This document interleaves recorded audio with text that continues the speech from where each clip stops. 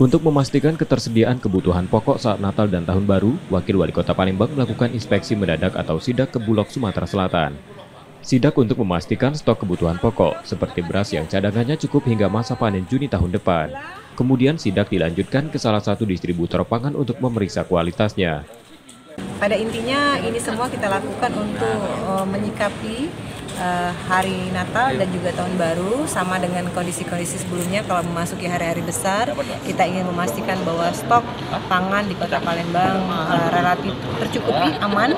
Tadi kita sudah ke Bulog, kita tanyakan bagaimana dengan beras, bagaimana dengan gula, bagaimana dengan minyak, aman.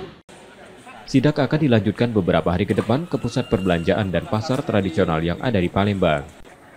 Reski Oktora, Mukles Diferensial, Kompas TV, Palembang, Sumatera Selatan.